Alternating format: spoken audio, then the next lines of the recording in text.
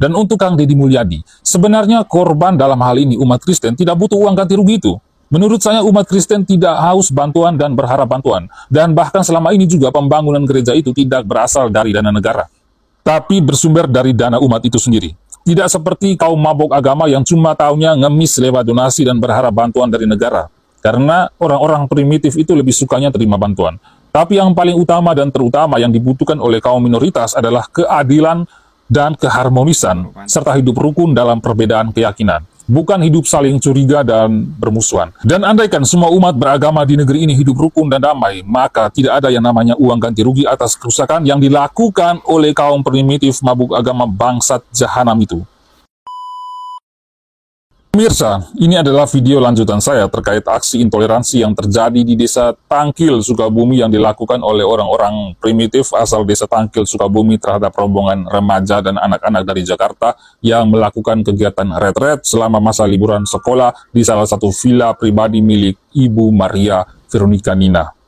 Setelah saya memantau berbagai ribuan komentar di kolom komentar pada video surat terbuka saya kepada Gubernur Kang Deddy Mulyadi dan warga Sukabumi kemarin, saya menaruh hormat kepada mayoritas warga yang komennya positif dan mendukung isi surat terbuka saya itu. Tapi ada beberapa komentar miring yang tidak setuju dengan isi surat saya itu, dan saya anggap itu adalah orang-orang primitif yang pada dasarnya memang kaum intoleran mabuk agama. Memang kalau hitung-hitungan secara ekonomi dan SDM, kalian orang Jawa Barat itu lebih unggul dibandingkan kami orang NTT. Tapi yang perlu kalian orang Jawa Barat ketahui bahwasanya kami biar SDM rendah dan ekonomi lemah, tapi kami masih punya hati nurani dan perasaan terhadap siapapun, bahkan terhadap mereka yang beda iman dengan kami. Bicara soal toleransi dan kerukunan antar umat beragama, perlu kalian mayoritas orang yang primitif itu belajar dari kami orang NTT, di mana umat agama lain di NTT bebas untuk berdoa. Bahkan doa pakai teriak sampai memekakan telinga sekalipun kami masih menghargai. Jadi kamu kaum primitif bangsat bajingan asal Desa Tangkil, Sukabumi, Jawa Barat itu, jangan sekali-kali kalian menebar api kebencian dan permusuhan. Dan bila perlu orang Jawa Barat yang ada di Papua itu harus diberi pelajaran oleh OPM di Papua sana. Dan kalau ada yang komen bilang, oh, dulu di Papua sana ada pembakaran masjid. Iya benar, tapi itu karena atas perilakunya yang sudah dicontohkan terlebih dahulu oleh kalian di Indonesia bagian Barat. Jadi jangan salahkan apa yang pernah terjadi di Papua itu. Paham? Aneh sekali sama kalian itu. Orang bangun gereja harus minta izin kalian. Mau ibadah, bahkan ibadah di rumah pun harus minta izin kalian. Memangnya kalian pemilik bumi ini kah? Apa-apa sedikit harus minta izin nenek moyang kalian. Serasa kalian yang punya kuasa di bumi ini saja. Coba lihat juga secara fair, ada banyak masjid di Indonesia ini yang berdiri tidak mengantongi surat izin, bosku. Paham kalian? Di Indonesia Timur, waktu azan juga tidak pernah minta izin ke warga setempat. Tiba-tiba saja masyarakat kaget dengar suara keras di toa. Nenek moyang kalian serasa kalian itu paling berkuasa saja di muka bumi ini. Maunya orang lain tunduk dan patuh sama kalian. Siapa kalian? Nenek moyang benar. Nah, itu yang pertama. Nah, yang kedua, saya sangat menaruh respek kepada keluarga pemilik villa yang dirusaki beberapa waktu lalu oleh massa asal Tangkil, Sukabumi, keparat bangsat otak primitif dalam beragama itu.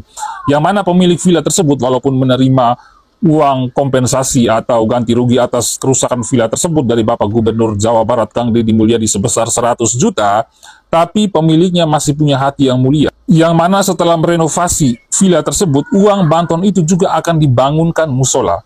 Saya juga kurang tahu persis pembangunan musola itu entah di mana, tapi bisa saja itu mungkin untuk oknum warga Desa Tangkil, Sukabumi yang bangsat jahanam primitif itu. Bayangkan saja pemirsa, sudah sebaik apa coba hati pemilik villa itu. Uang dari Kang Deddy Mulyadi yang mereka terima tidak hanya untuk merenovasi kembali villa tersebut, tapi sebagian dari dana itu digunakan untuk pembangunan musola. Dan semoga saja dengan adanya musola baru tersebut semakin berkuranglah orang-orang Tangkil Sukabumi yang primitif dan yang selalu beragama menggunakan dengkul itu. Dan untuk Kang Deddy Mulyadi, sebenarnya korban dalam hal ini umat Kristen tidak butuh uang ganti rugi itu. Menurut saya umat Kristen tidak haus bantuan dan berharap bantuan. Dan bahkan selama ini juga pembangunan gereja itu tidak berasal dari dana negara, tapi bersumber dari dana umat itu sendiri. Tidak seperti kaum mabuk agama yang cuma taunya ngemis lewat donasi dan berharap bantuan dari negara. Karena orang-orang primitif itu lebih sukanya terima bantuan. Tapi yang paling utama dan terutama yang dibutuhkan oleh kaum minoritas adalah keadilan dan keharmonisan, serta hidup rukun dalam perbedaan keyakinan. Bukan hidup saling curiga dan bermusuhan. Dan andaikan semua umat beragama di negeri ini hidup rukun dan damai, maka tidak ada yang namanya uang ganti rugi atas kerusakan yang dilakukan oleh kaum primitif mabuk agama bangsat jahanam itu.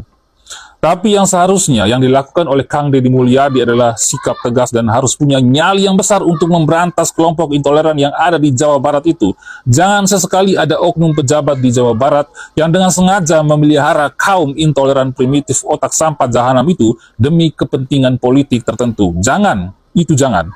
Karena itu sama saja dengan membangun api permusuhan antar umat beragama. Jadi seharusnya Kang Deddy sudah mewanti-wanti akan hal itu. Sebab Kang Deddy Mulyadi harusnya tahu bahwa daerah yang Bapak pimpin itu adalah daerah sarangnya kelompok intoleran radikal kaum mabuk agama, sehingga sejak di awal kepemimpinan Kang Deddy mestinya sudah membuat langkah-langkah mitigasi untuk mencegah aksi intoleransi kembali berulang di Jawa Barat.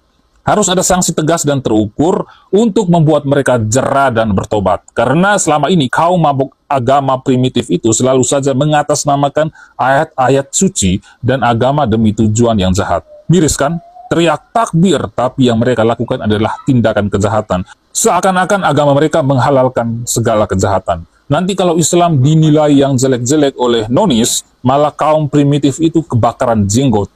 Sebenarnya yang merusak nama baik Islam itu, ya orang Islam itu sendiri, bukan orang nonis yang merusak nama baik Islam, tapi orang Islam itu sendiri. Karena sedari awal mereka sudah berguru ke oknum-oknum Habib palsu yang selalu mengeluarkan narasi-narasi kebencian dan penuh provokasi, sehingga akhirnya, karena sudah dicuci otaknya, umat primitif itu kemudian merasa bahwa kejahatan yang mereka lakukan itu adalah hal yang lumrah dan itu karena atas perintah agama. Kejahatan yang mereka lakukan itu dianggap suci dan terhormat karena sudah dibungkus dengan ayat-ayat suci. Oleh karena itu, satu kali lagi untuk Kang Deddy Mulyadi, saya memang mengecam Bapak bahwa persoalan di Jawa Barat bukan hanya kenakalan remaja yang kemudian dibawa ke barak untuk dibina, tapi orang-orang yang berperilaku intoleran dengan memandang agama secara sempit juga harus dibawa ke barak untuk dibina. Bahkan lebih bagus lagi, kalau Kang Deddy Mulyadi serahkan orang Jawa Barat yang intoleran dan primitif itu ke KKB OPM di Papua sana, biar mereka dibina dengan kejam oleh OPM, Organisasi Papua Merdeka. Kirim mereka ke sana saja, Pak Deddy. Karena di pundak Anda itu, Anda sedang memikul beban berat untuk mengurusi Jawa Barat dengan segudang masalah yang kompleks itu. Tidak hanya masalah kenakalan remaja, tidak hanya masalah pemukiman warga di bantaran sungai, tidak hanya masalah korupsi, tidak hanya masalah wisuda di SMA, tapi beban berat yang harus diselesaikan Kang Deddy juga adalah aksi intoleransi, radikalisme yang ada di Jawa Barat. Saya tahu Kang Deddy itu orang hebat, tapi Anda lebih hebat lagi kalau bisa menghancurkan para penaruh bangsa itu dari tanah Pasundan. Dan yang ketiga, yang cukup membuat saya sedih dan tercengang adalah peristiwa pengerusakan villa di Desa Tangil, Sukabumi hanya menjadi tontonan menarik oleh oknum berseragam polisi dan tentara. Mereka yang diharapkan bisa melerai dan mengatasi persoalan tersebut, karena itu sudah menjadi tugas dan tanggung jawab mereka, malah terlihat tidak bisa berbuat apa-apa kecuali hanya diam membisu seperti patung. Perilaku oknum seperti itu seharusnya menjadi bahan pertimbangan buat pimpinan mereka untuk segera mencopot dan turunkan jabatan mereka karena dianggap lalai menjalankan tugas dan fungsinya. Percuma saja kalian digaji negara, kalau sedang terjadi ketidakadilan di depan mata kalian pun, kalian cuma nonton saja. Tapi kita bersyukur akhirnya sejumlah pelaku, kalau tidak salah ada belasan orang di Desa Tangil itu sudah ditangkap dan ditetapkan sebagai tersangka. Satu kali lagi, semoga Kang Deddy Mulyadi dengan ketegasan dan bernyali besar bisa menghancurkan hegemoni kaum intoleran di Jawa Barat. Tidak hanya berupa sanksi pidana, tapi ada sanksi lainnya lagi yang harus diberlakukan oleh Kang Deddy Mulyadi. Karena kalau negeri ini harmoni dan rukun dalam berbagai perbedaan, pasti kita rakyat akan hidup dalam kebahagiaan. Ya, luar biasa teman-teman ya. Kita patut mengapresiasi keberanian anak muda NTT ini ya, yang lantang menyuarakan penolakan terhadap intoleransi di Sukabumi ya.